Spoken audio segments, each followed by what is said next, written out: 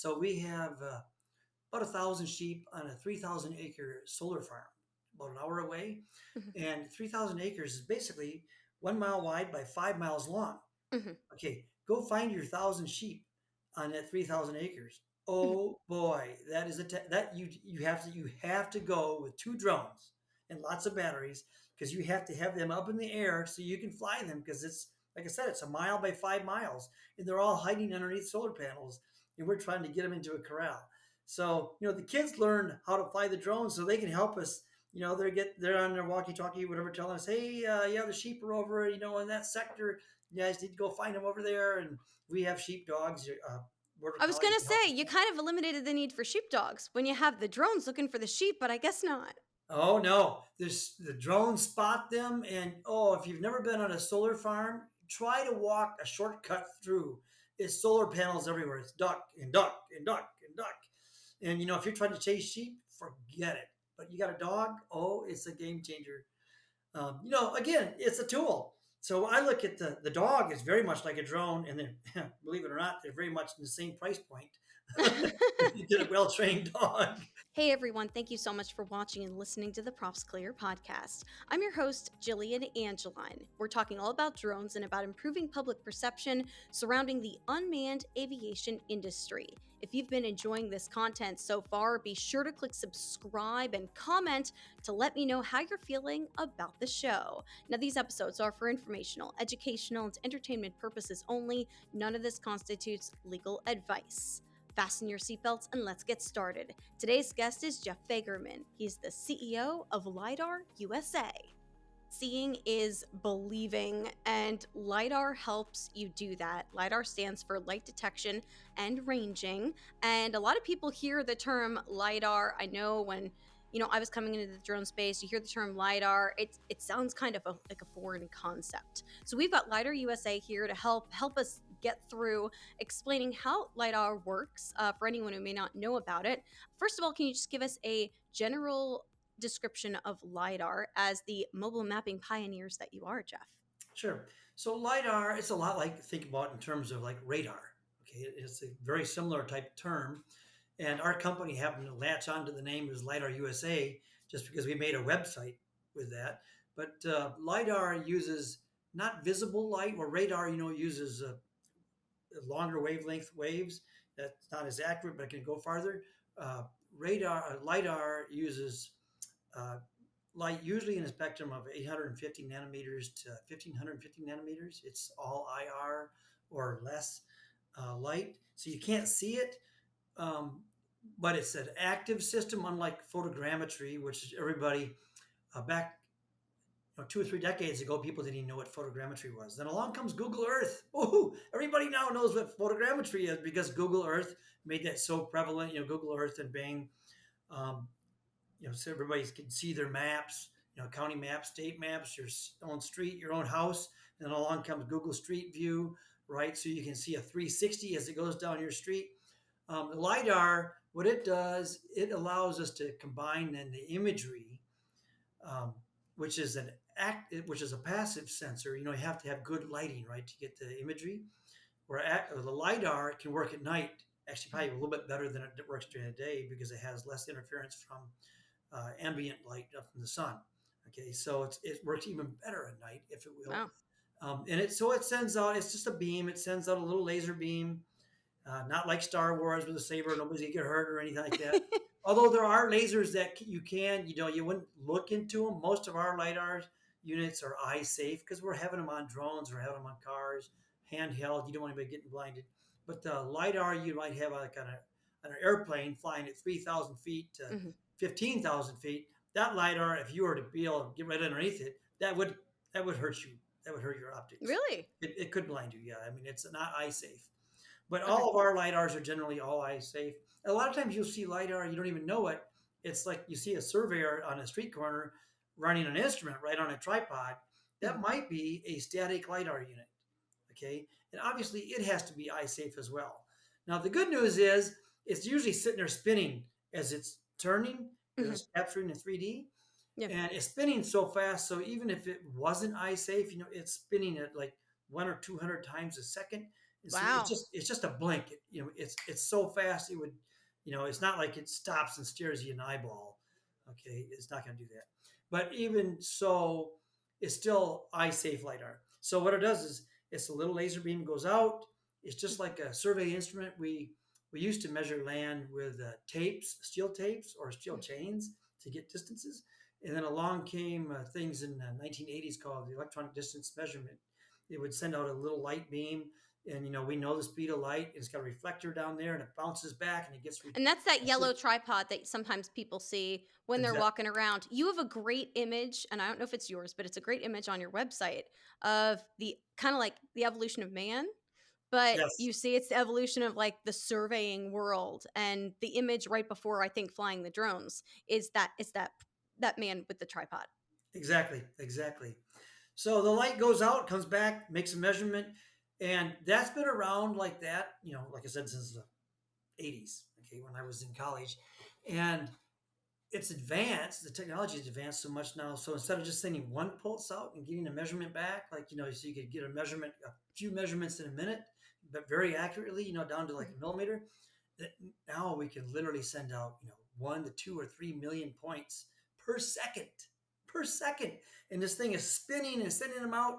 And so you can imagine if you will, like on a instrument, is like take your paintbrush, a 4-inch paintbrush, and dip it in a bucket of paint, put Mhm. it on a string, and spin that bugger as fast as you can get. If you did that in your living room, it's a disaster, right? Everything's covered. Mhm. And that's how LiDAR works. It just covers everything. It's just that where all those paint drops went is now an XYZ coordinate that we know very accurately. So we can do that on a tripod. We can do that on a backpack. We can do that with a handheld device. We can do it on a car going 60, 70, 80 miles an hour down the road. You don't even know Wow. we're driving. It's just a little thing on top of your car going down the road on a motorcycle. Or you can do it on an airplane or on a UAV. And it's just spraying the ground, spraying everything it can see within a range. Now, unlike photogrammetry, you take a picture, you might be able to see something way off in the distance, Mhm. right? Not very clear, but you can see it. Where LiDAR, because it's an active sensor, it shoots the light beam out, just like your flashlight. You take your Mhm. flashlight out, you go along a river somewhere or a lake or something, it goes out a certain distance, and then after that, you can't illuminate anything anymore, right? Because it's only got Mhm. so much energy. So LiDAR does the same thing. It's only got so much energy. It goes out, and at a certain distance, it stops, and that's it. You can't get anything. So a lot of LiDARs are only good to like 30 meters or 50 meters or Mhm. 100 meters or 200 meters. The ones on airplanes, they're good for 15,000 feet easy. Mhm. So it all varies, but our main purpose is to measure distances, measure coordinates. The LiDAR can see things that we can't see with our own eyes, correct? Well, I mean, actually, you actually went into another realm actually right there. So it can penetrate water. We use a different wavelength of light. So we use a green laser to penetrate water. And even then, it can't be like a really murky water. But so a lot of coastline mapping, that's very, very, very big. It's also very expensive to map underwater. But to map underground, you can't really go LiDAR because it's just light like a flashlight. Once it hits Mhm. something that's solid, it stops. So then you need radar. So Mhm. it's a ground penetrating radar that can go underground. So like if you're like in the desert and you're looking for water, that's a great way to do it. So it'll penetrate underground, and it's just another technology. So there's a lot of things you can do in the electromagnetic spectrum. Think Mhm. about Star Trek. Star Trek, I love Star Trek. They use the tricorders to go around and tell you everything. Or hey, Mr. Spock, what's down there? Is there any sign of life? Well, sign of life. They're usually using like a thermal camera, looking Mhm. for body heat signatures. So there's so many different things you can do with it. Looking for reflectance, just like remote sensing. We can with imagery, uh, image something, and you can tell, is it a weed, is it a conifer, is it a deciduous tree. Oh, And you wow. can do the same thing with LiDAR, because LiDAR has different wavelengths. We can do the reflectance that comes back, not just be black and white, but it can get like near infrared. So like we scan outside here, I can tell you where certain weeds are or certain types of bushes are. But yes, I mean there's uncanny the amount of things you can do with LiDAR. You were able to do some really cool projects like finding the Roman Empire's some of the Roman Empire's lost tombs. So that's why I use the word underground, because you were able to Yes. do some of that work, like you said, until it hits solid a solid piece Yeah, of so we can go through something. like It sounds like. caves, like the Knights Templar, those kind of things. Searching for all that type of stuff. You can go into a cave is perfect for mapping caves and different things like that. So tell me, how does the process work where you were able to get these cool experiences to map things like the Roman Empire's last tombs or Dracula's castle? How does LiDAR USA get those Well, opportunities? I mean, it's a pretty cool technology, and it's new, but it's not new. I mean, it was invented back in the '60s or maybe late '50s. I think very very late Hmm. '50s. But things had to, all the technology just had to come together. Just like drones are really big right now, it all had to come together. Everything, you had to have the technology, you had to have the people, you had to have the need for it. People have to want to do that thing. If there's no interest in mapping ruins, then doesn't matter. You can map them. People have got to want to know their history, right? So Yeah. wanting to know your history is a good thing, and it's a really good way to uncover it. And so we just made ourselves available to different TV shows when they would call it. They're kind of inquisitive, wanting to know, like Josh Gates from Expedition Unknown. We've been on his show several different times. Makes it very interesting and very good story. So you can tie the technology with the past with a good storyteller. You got to have a good storyteller, or it's Hmm. not going to go anywhere. And the Dracula's Castle is another one. Everybody knows Ben Stoker's, Dracula. There's every flavor of Dracula's out there on the movies, and Hmm. be able to go to do that, actually go to his castle or what remains of the castle. Yeah. It really demonstrates the technology, and Hmm. it gives a good story and a way to do it. So it brings it to life, um, especially like for the young people, just learning about things. Education can be boring, so you want to bring it to life, right? So LiDAR really helps us bring it to life. Yeah. And it helps unveil things that may have been forgotten over time. Correct. Exactly. So the one thing we did in Guatemala, now several other companies have come back done the same kind of thing that we've done because it's just huge. Guatemala is a gigantic forest down there, and it had the largest population in the hemisphere. I believe it was several million people, and it has the largest pyramid.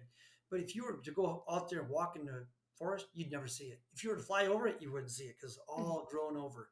But there's is by volume, the pyramid is enormous, just enormous, and had literally several million people there.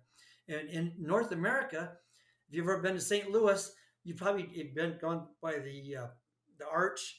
Hmm. And when you go by that, you are only a few miles away from the largest Indian mound in the United States, and it's several hundred feet tall. It's Cahokia Mounds.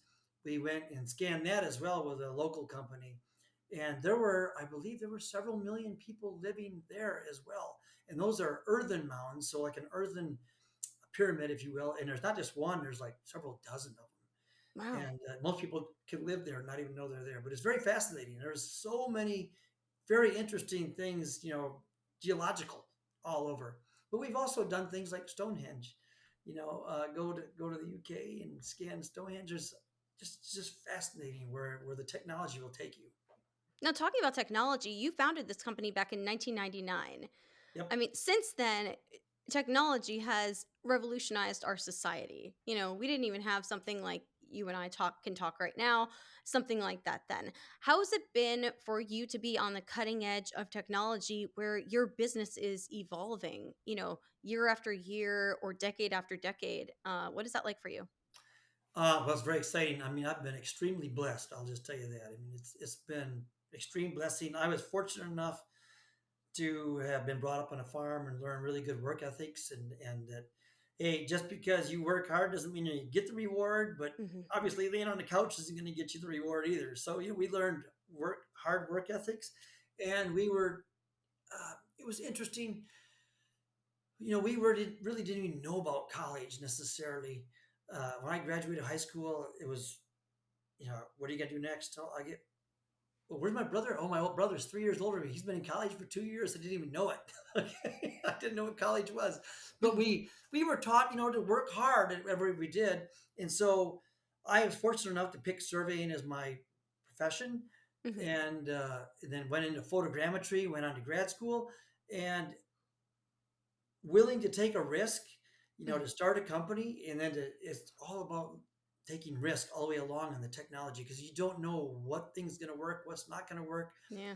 And then the number one thing I would say, well, not the number one thing, but a very, very important thing is try, fail, try again.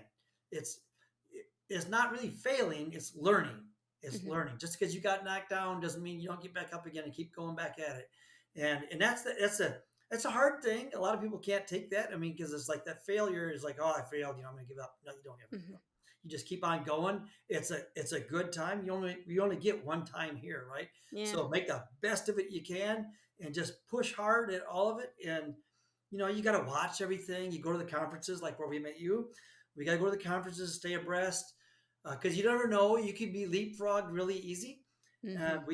But we're always out there. We're usually the ones leapfrogging Hmm. because we find things outside the box and Yeah. we'll try to pull it in. You never know where the thing is going to come from that you're going to use next. We're not afraid to try it. Not afraid to fail. Let's put it that way. That's amazing advice for any industry, but especially the industry that you chose because of all the changes that you've seen. I mean, you talked earlier about all the different ways that you can do mobile mapping, whether it be a backpack or a car or a drone. But tell me about how you got into drones and what year that may have been in this timeline for LiDAR USA. Yeah, so it's very interesting actually. So back when I was in college, my brother-in-laws are all older than me, and they were all really, really big RC plane enthusiasts. Mhm. They'd spend all winter building these, 8-foot wingspan Mhm. RC planes, go out and fly it one flight, 5 minutes in, crash. Okay, because so they go $5,000 in the whole winter in one crash, and I was looking at it from a photogrammetry perspective, like, man, I'd like to put a camera on that thing, but the Yeah. cameras at that time were all film cameras, You were and ahead of your time, Jeff.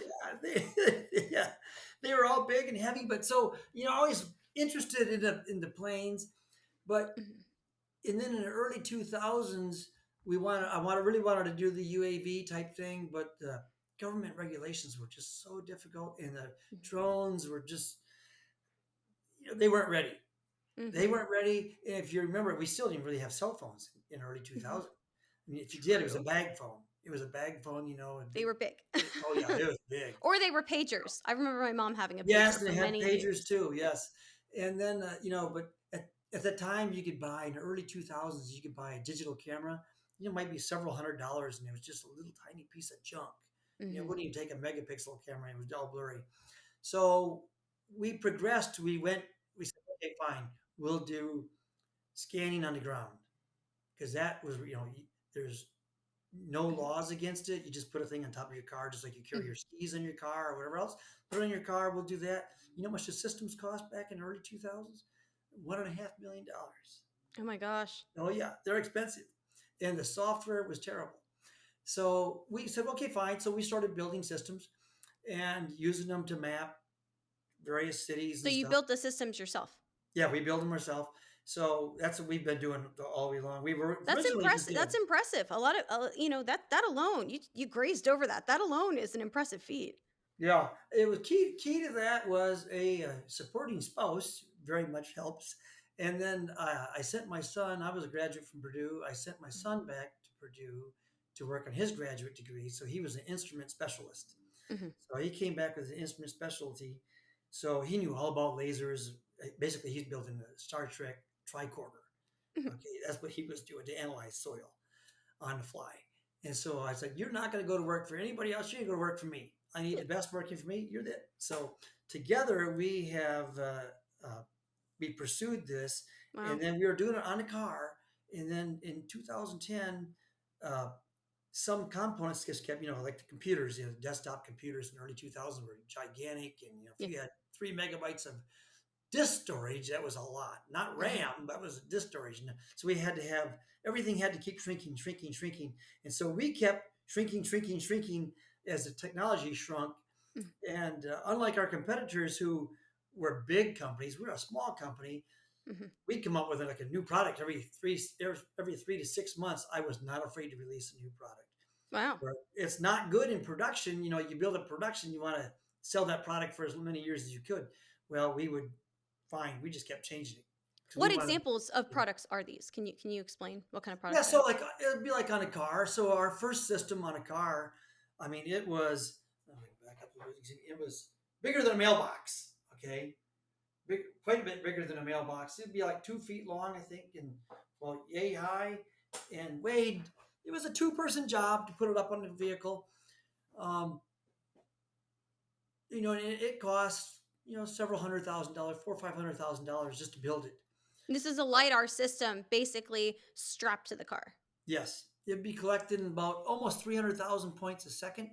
Something, no, 3 million points a second. I'm sorry. Wow. And Oh my then gosh. a bunch of cameras on top as well. But we kept shrinking that down, and we got it down so it was the size of a mailbox. We just kept evolving it, and we got it down so that it was the size of a shoebox, which took a lot. I mean, because we had cables. I mean, I remember when we first started, we had cables that were like, several inches diameter. And Wow. the tool just to crimp the cable cost several $1,000s to crimp one end. You use it for like 15 seconds. And Mm, like, oh, that was great. That was just another one of the tools.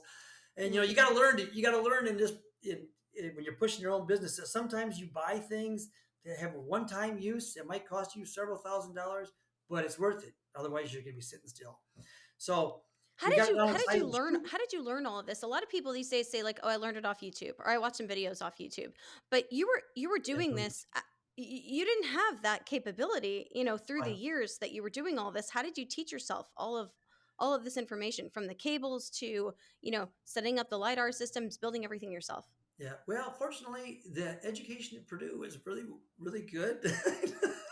But it didn't teach you all that stuff. I mean, there was so many things with oscilloscopes and stuff that again, we're in Huntsville, Alabama. So we have a good resource down here of Mhm. scientists, and we have Mhm. a lot of friends, and you never know what friend's going to be what.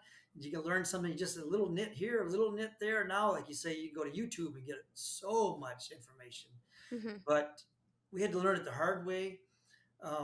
Lots of phone calls, fortunately a long email, a lot of emails, but a lot of it you just kind of you just gotta go out there and learn it the hard way. I mean, you just gotta go find it. You go to shows and find things, go out places, buy an appliance. I mean, I can't tell you how many times I've been in like Toys R Us. We look at some kid's toy and we're like, that is fascinating. Look what they're doing with the batteries on that little kid's car. Hey, can we use that thing to drive our system? Yeah, we could. Where do we get that battery? So we'll buy the toy, find the battery, to call the manufacturer to find out how to get that battery. You're Or kidding me. no, oh no, no way. Or Wow. how to get a certain servo. We'd take that car apart and oh, that's where it's from. And then I start making phone calls, and yeah, I mean, I've actually taken toy cars to conferences with LiDAR on it before because it was easier to take that than it was to take some other kind of instrument, and it got the point across that I was trying to get across. But yeah, I mean, like I said, we've been lucky. I mean, you look at Steve Jobs and Bill Mhm. Gates. They're both very smart, but they were also in the right place at the right time. There's a Yeah. lot of luck involved in a lot of that stuff, but Mhm. it's going to happen to somebody. You just want to be the one that it happens to. I don't, So we've had a lot of good fortune, if you will, in that sense. Let's talk about drones Yes. specifically. You said it was back in like, the federal regulations were making it hard. You said back in early 2000s wasn't working, you couldn't really figure out what to do. What year did you start applying drones, and what were some of your first drones that you were using It to was pop lighter on?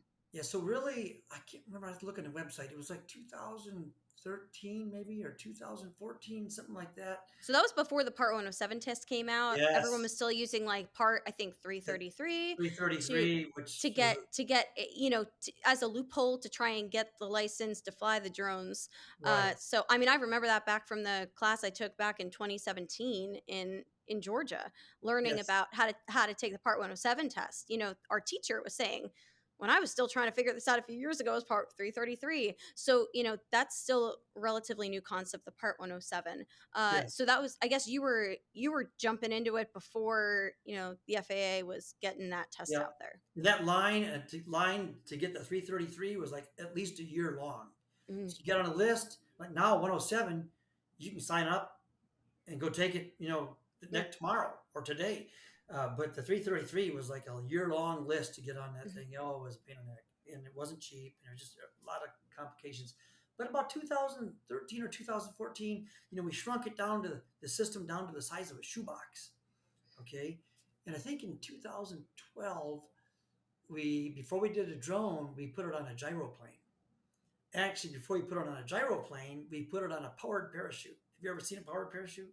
No. It's almost like a parasail at the beach. You know how they Okay. pull it behind a boat? So imagine a parasail like that, but hooked to a go-kart.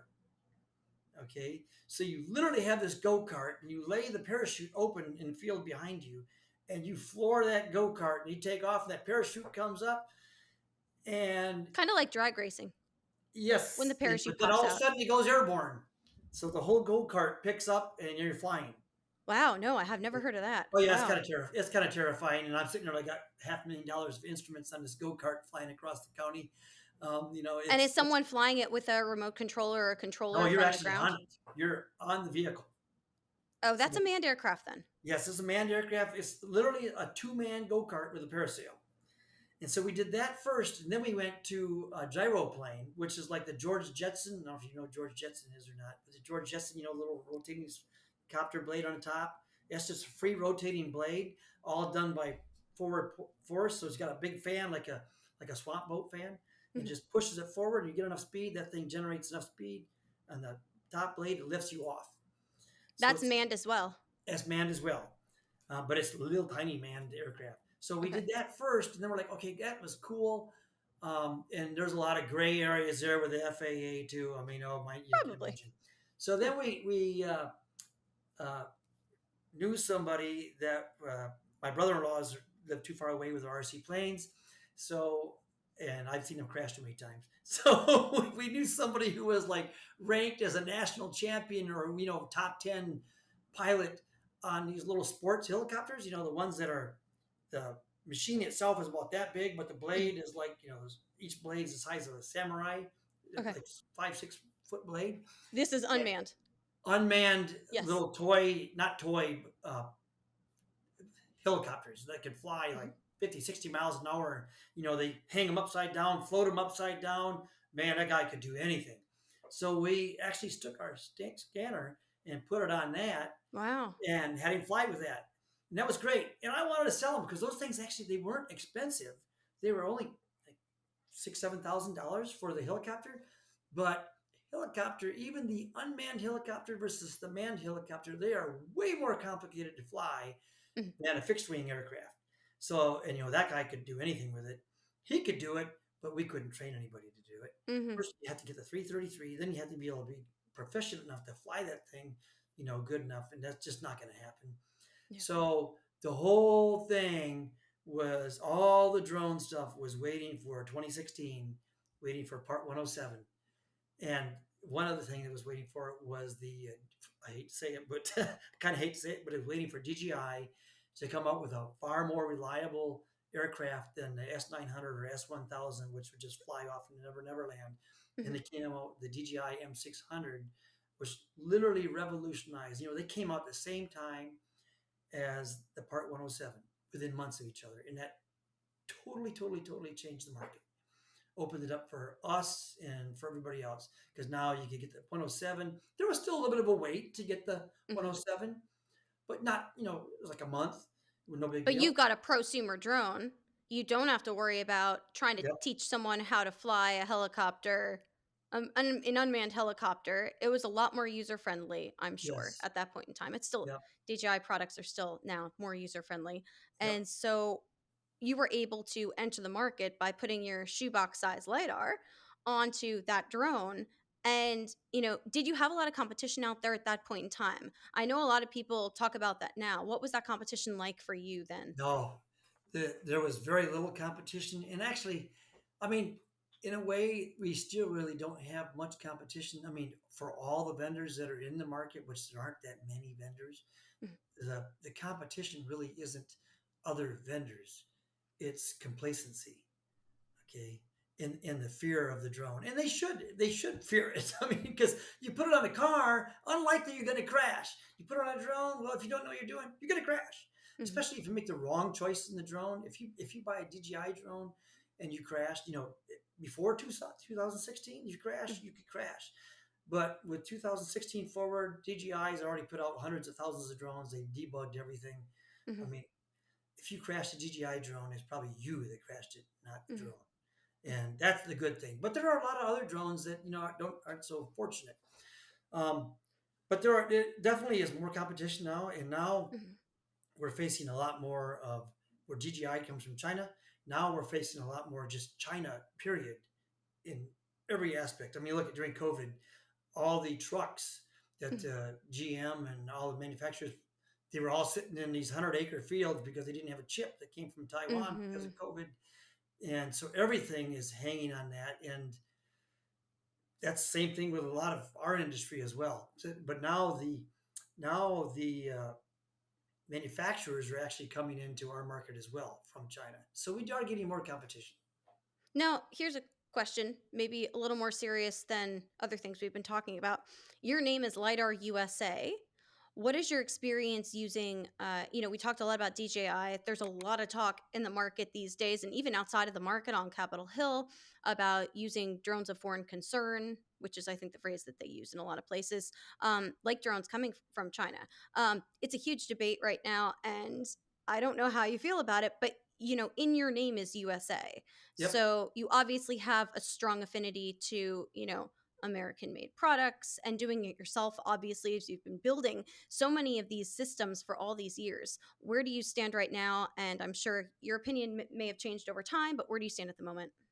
Well, I mean, I definitely want to have U.S. made, if I could, Alabama made as much as possible as well. Um, but I want USA made. I mean, it took me a long time to acquiesce to integrating certain Chinese made products because I am it's LiDAR USA, and Mm-hmm. so there's one very very popular scanner that I had it a year or two before anybody else in North America had it, and I wouldn't release it even though it was a superior product to any of the American made products.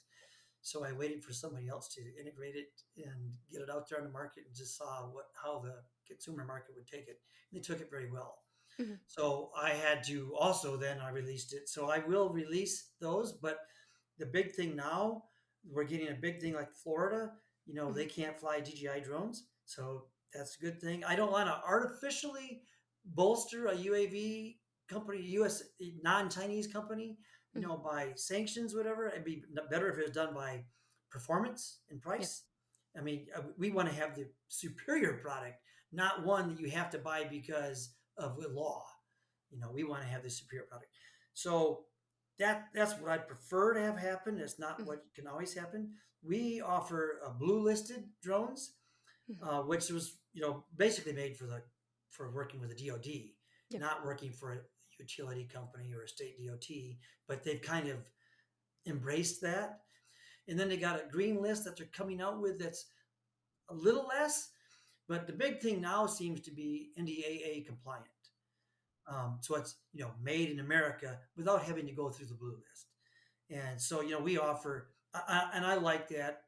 Um, that allows you to source American-made products or European, North American, whatever, U.S. friendly products, much more Mm-hmm. friendly, and be NDAA compliant without having to go through a lot of other regulations that jump the price way up. I mean, obviously, if you make a drone for the military, I mean, I can just tell you, back when we first started looking at them, back in like the early 2010s, Mm-hmm. 3DR, they had the Iris. It was a great little drone. It cost like 3DR. 3DR, yeah. It was like $1,500. It was great. You could literally fly it into a telephone pole. It smashed to the ground. You could pick it up, take off again. Oh, no. Yeah, and it was like 2 foot in diameter. I mean, it was really cool. We still have it. Um, but we went to an office that had a drone that looked almost the same thing. Mhm. That drone cost almost $100,000. Is because all the radio frequency type stuff on it was all encrypted and all See, meant. that's a big problem. The price points of DJI drones versus American made drones are Yes, still vastly different. it So is then huge. tell me, what kind of drones do you sell? I mean, if you just do a quick search on your website, you'll see one banner that says, your drone system with the LiDAR. I think it's around like 29,999, but I could be wrong. Mhm. So what kind of systems do you sell specifically Yep. for your work? So we still sell DJI. So we still sell even some M600s occasionally because they're the heavy lift drone, and we have some payloads that are heavy. And we sell a lot of DJI M350s because it's very, very popular. I mean, most of our clients are like survey related. They're not doing DoD work, self scanning forest, doing 20-acre topo, 100-acre topo. They don't care. Okay, Hmm. and so they're price conscious. But Hmm. then we have a lot of other companies that need blue lists. So then we have, there's like half a dozen different companies we work with that are Hmm. blue listed, and then we have some that are hybrid as well. And we actually manufacture a drone as well that is assembled here. It's made with some of our friends from Australia. Hmm. So they kind of designed certain parts of it, and then we design other parts of it, and we assemble it here. Um, so that's something new, and that is NDAA compliant, not blue Hmm. listed. It meets most of our customers' requirements, and it can carry. What's nice about that is that we can build systems. If it's only going to carry like a 2 pound package, Hmm. then don't build it to carry a 10 pound package. Oh, You'll I be like paying that. for a lot much. So, but if you need one that carries 6 pounds, we can do like 2 and 6 and 10. If you And want that's to the fly. benefits of building it yourself.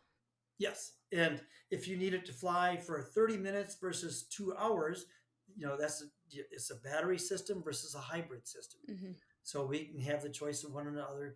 And then you got to factor in all the other things. What kind of job do you do? Do you survey always within 100 miles of home? Okay, then it doesn't matter how big the case is, how it folds down. But if you're going to fly to Hawaii, Hmm. you need something that you can take with you relatively easy. And the drone might be one thing to get there. How you get the batteries there? That's another thing. So there, so you got all these little things to factor in. There's so many things, and so we've gone through all that, and that's why we have to ask the customers so many questions to find out what is your business, so we can best suit you with the drone, Hmm. or whatever it is you're trying to do. So you But yeah, have both so both so we try options to. out there that you're trying to cater to all audiences then. Yes. The only one we really don't cater to is the military audience. We don't do anything with the military, and we don't even really pursue any big government in general. I mean, we have customers that are big government. But you In could our, if you wanted to because you have some drones that are NDAA compliant. yes, yep. We Are just you don't looking work for them. that? Do you want me to help spread the word? Sure. Yes. I mean, we're basically mapping company. That's I Mhm. mean, manufacture it for mapping, but there are Mhm. so many uses. I mean, forensics. We've done highway scans where there've been collisions and big Mhm. lawsuits, and we the uses for our technology, it just escapes. You can't even write it all down. As soon as you write it down, oh, there's some more. Mhm. That's the neat thing. And same with the drones. I mean, it's amazing where it'll go. So then talk with me about, you have a heavily involved family experience with LiDAR USA. You even mention on your website that your grandchildren are the future, of the Oh yeah. company and are basically the interns at the moment. They've got little t-shirts that say intern. Oh yeah. What is that experience like to have such a family, support system for this company? Like you said, your wife was extremely supportive along the way. How does that feel to be able to have that? And it is absolutely amazing and an extreme blessing. And I will just tell you, so my oldest grandson, I got oldest grandchild is a daughter, and his Mhm. sister, she's just turned 11, and another one that just turned 9. And the daughter's not so much interested in it. She would sell it all in a heartbeat and just move on. Yeah. Okay. The granddaughter would, but the grandson, he's over here and he likes to tinker. And if he breaks something on his toy, he's over here with one of the guys, and they're scanning the part. I mean, literally scanning it, and then they go back to the 3D printer and print a new part that was better than the original part and put it on his new toy, and off he goes again. He flies the DJI Mavic. Mhm. So I Wow. mentioned earlier, I think before we started recording, that we raise sheep as well. So we have about 1,000 sheep on a 3,000-acre solar farm, about an hour away, Mhm. and 3,000 acres is basically 1 mile wide by 5 miles long. Mhm. Okay, go find your 1,000 sheep on that 3,000 acres. Oh boy, that is that you have to go with 2 drones and lots of batteries because you have to have them up in the air so you can fly them because it's like I said, it's a mile by 5 miles and they're all hiding underneath solar panels and we're trying to get them into a corral. So the kids learn how to fly the drones so they can help us. They're on their walkie-talkie, whatever, telling us, hey, yeah, the sheep are over, in that sector. You guys need to go find them over there. And we have sheep dogs, border I was collies gonna to help say, us. you kind of eliminated the need for sheepdogs when you have the drones looking for the sheep, but I guess not. Oh no, the drones spot them, and if you've never been on a solar farm, try to walk a shortcut through. It's solar panels everywhere. It's duck and duck and duck and duck. And if you're trying to chase sheep, forget it. But you got a dog, it's a game changer. Again, it's a tool. So I look at the dog is very much like a drone, and then believe it or not, they're very much in the same price point. If you get a well trained dog, um, but it's a very good tool. It's having the right tool for the job again, and the tools. Some people think, when you get these better tools, you're eliminating jobs. I'm like, no, I'm letting the human be able to Mhm. do a different job. That's more suited to them. If a dog can do it, why would a human want to go do that job? Same thing like with the drone. So like with the drone, uh, we have a 20-acre or 40-acre field over here that Mhm. people used to come and they go survey it conventionally because they want Mhm. to know how long it take to survey it conventionally versus how long it take to do it with a drone. But Oh, the guy would come back and say, well, I would take me like 4 days to survey that, and I would charge $26,000. Okay, wow. because it's heavily wooded and it's got a creek run through it. And then he puts points out there, and we scan it. It takes us about 15 minutes to scan it, and it takes about an hour in office to process the data, and we're done. So in a morning, you can do the entire job and deliver it, which would take 2 people a week to do at least. Okay, and Wow. ours is much better because they're out there trying to do like 100-foot grid or follow the brake And lines. like you said, I mean, the LiDAR is scanning, what, 3 million pieces of information a minute Oh yeah, compared to a few pieces or maybe, a few here and there that they're able to gather in that short period of right, time. right, and it misses nothing, not nothing. Now it's not like it's perfect because if you have super duper dense vegetation, like in down here we have kudzu. Kudzu is the only plant that I know that could actually kill a dead telephone pole. Mhm. I mean, it's kudzu is just terrible. If you're not familiar with it, it literally could grow across a road. If you didn't drive across your driveway every day, Mhm. 2 days that kudzu vine would be across your driveway. Wow. That's how fast it grows, and its leaves are like, like a foot, and they're super heavy, and Wow. they kill everything in its path. So lidar can't necessarily penetrate kudzu. So Really? sometimes you still It's a have to go leaf. out and It do a can't little penetrate survey. a leaf? Well, those leaves are thick. I Oh mean, it's my a thick gosh. leaf. I mean, the basic rule is Wow. if you can lay on the ground and look up and see sunlight somewhere, Mhm. that the lidar is going to get through. Because I mean, it's like a fire hose drenching it, But right? you were saying basically LiDAR can scan directly to a solid surface. So you're Yes, saying that leaf is like a solid it's surface. like a solid surface if it's thick enough. I mean, Wow. really thin leaves, not so much. But basically, you're gambling on that sunlight gets to the ground. And because the lidar, if you just had one beam going, you only get one chance, right? If it hits the leaf, you're done. But we have multiple lasers, so it's like that paintbrush again. So Mhm. instead of this one looking straight down and hitting that leaf, well, this laser is going to slip underneath because there's a gap in the leaves and slip underneath and go right on down to the ground. And that's how the lidar penetrates, if you So it's will. more than one laser beam every single minute, correct? Yes, it's so there can be a lot of them are one laser. Some of them are two, some are three, some are eight, some are 16.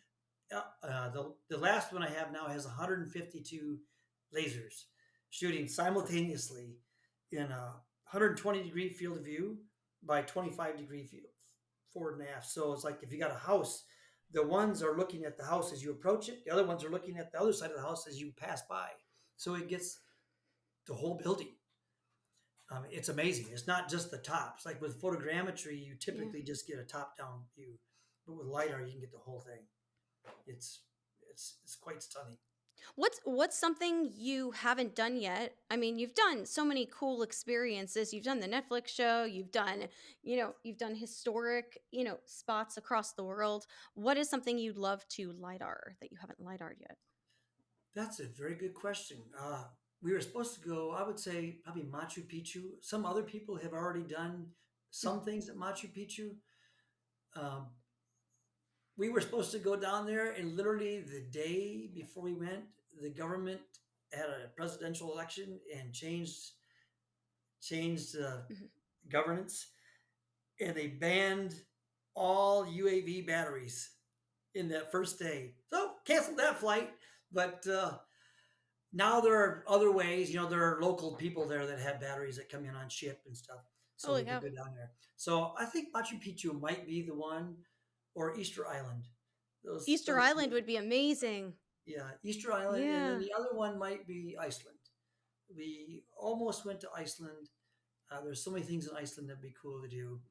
But realistically, we're in the spelunking capital of the world, which is caving Mhm. in northern Alabama. And I actually would like to. We've scanned some caves here. I'd like to go scan Mammoth Caves, which is 4 hour drive away. But Mammoth Cave is the largest cave system in the world. Mhm. I would like to go scan at least a good sized chunk of And Mammoth that Cave. would be able to see through the would you fly the drone with the LiDAR into the caves, or how That would that one, work? that one, I would actually just walk it because they have trails everywhere inside the caves. I would Okay. literally just go walk it And you with would it. you go and you'd go inside the cave with the LiDAR on your back. Probably either a backpack or a handheld. It would just go to the rock, so you get the complete formation of the inside of the cave as it's built, and then you'd fly over it with Mhm, the drone to get the top side. mhm. So And then you can combine those 2 images? exactly, That's really cool. yeah, Wow. Alabama, the spelunking capital of the world. I did not know yeah. that. Yep. The other thing would be maybe to go scan Jack Daniels too, because Jack Daniels, there's only one Jack Daniels in the world, and it's close by here. And then You when know, you talk about Iceland, you talk about surfaces. You know, can it what do you want to be able to see in Iceland? I mean, it has a lot of very very unique geology that would be very interesting to see. So you're looking for a company that will bring you out and do that work. Yeah, a good TV show that wants to do some exploring. All right. So anyone who's Yeah, watching who has a TV show that wants to go explore some history in yeah, Iceland or to check out caves for spelunking in Alabama, yep, you know the guy to contact. yep. How can people get a hold of you? Easiest thing is just go to LiDARUSA.com and just reach out to us to the web right there. That's the easiest way. Okay. Well, thank you so much, Jeff. I really appreciate your time. Wish you all the best with your projects, especially herding all your sheep with drones. Never thought I'd hear that before. But thank you so much for everything. And we look forward to hearing your progress in the coming weeks and months. Thank you. Good luck to you too. If you've got topics or suggestions for future episodes, I'd love to hear them. Contact me, angelswings.jillian@gmail.com. That's ANGELSWINGS.JILLIAN@gmail.com. I'll see you later.